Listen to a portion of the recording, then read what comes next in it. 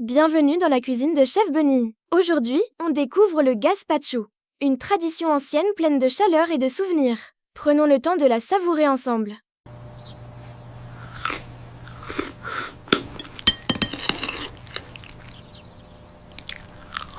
Hola! Aujourd'hui, je prépare le gazpacho traditionnel, une soupe froide espagnole composée de tomates mûres, concombres, poivrons, ail, pain rassis, huile d'olive et vinaigre, pilés pour obtenir une texture fraîche, lisse et parfumée. Historiquement, ce plat se définit par sa méthode de préparation. Le nom lui-même dériverait du mot pré-romain caspa, signifiant fragment ou petit morceau, rappelant les miettes de pain qui en constituent la base.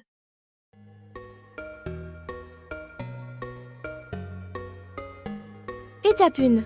Tu déposes ton pain rassis dans un bol et tu l'imbibes avec un peu d'eau et ton vinaigre de vin jusqu'à ce qu'il soit parfaitement tendre et imprégné. Étape 2. Tu places ta gousse d'ail épluchée et ton sel dans un mortier, traditionnellement un dornillo en bois, et tu les piles vigoureusement jusqu'à obtenir une pâte fine et homogène.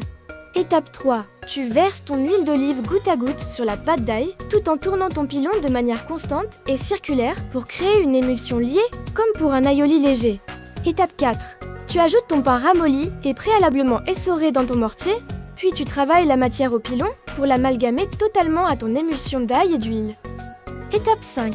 Tu découpes tes tomates, ton poivron et ton concombre en morceaux sans les éplucher et tu les ajoutes progressivement dans le mortier en les écrasant patiemment au pilon pour en extraire toute la pulpe et les sucs. Étape 6.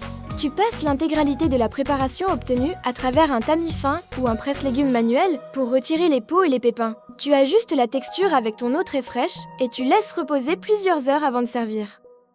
Le gazpacho tel que nous le connaissons aujourd'hui est l'héritier d'une tradition millénaire qui a radicalement évolué au fil des siècles.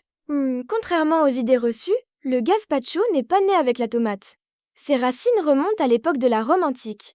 Les légionnaires romains consommaient une mixture de pain rassis, d'eau, de vinaigre et d'huile d'olive pour s'hydrater et reprendre des forces. À l'époque d'Al-Andalus, l'Espagne musulmane, cette base a été enrichie par l'apport de l'ail et des amandes, créant ce que l'on appelle encore aujourd'hui l'arroz blanco. C'est la forme la plus ancienne et la plus authentique du gazpacho originel.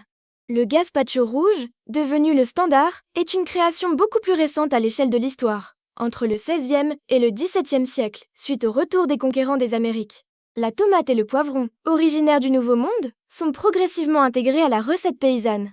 Cependant, il faut attendre le XIXe siècle pour que la tomate devienne un ingrédient systématique dans toutes les classes sociales. Il n'existe aucun créateur unique. C'est une création collective et paysanne de la région d'Andalousie. C'était le repas de subsistance des travailleurs agricoles, préparé directement dans les champs dans un mortier en bois, dornillo.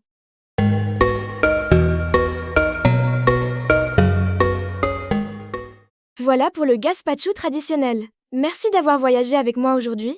On se retrouve très bientôt pour une nouvelle découverte pleine de douceur. Si cette vidéo t'a apporté un moment de douceur, pense à t'abonner et à la partager autour de toi. Ensemble, faisons voyager les traditions du monde.